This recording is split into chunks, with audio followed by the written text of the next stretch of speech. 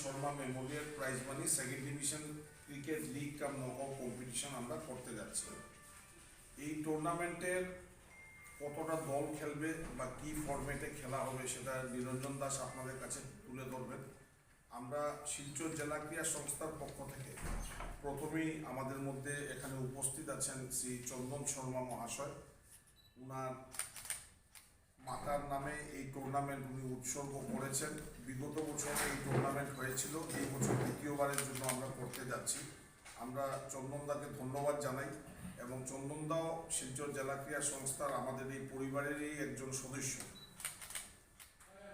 গত বছর এই second Parul Rani Sharma memorial prize money cricket tournament যেটা আমরা করিয়েছিলাম, আমরা গত বছর যে প্রাইজ মানিগুলো দিয়েছিলাম সেই প্রাইজ মানিগুলো এবার আমরা বাড়িয়েছি। সেইটার বিস্তারিত আপনাদের কাছে আমরা তুলে ধরছি। গত বছর যে দল চ্যাম্পিয়ন হয়েছিল সে দল 8,000 টাকা পেয়েছিল। এই বছর এই অ্যামাউন্টটা করে দেওয়া হয়েছে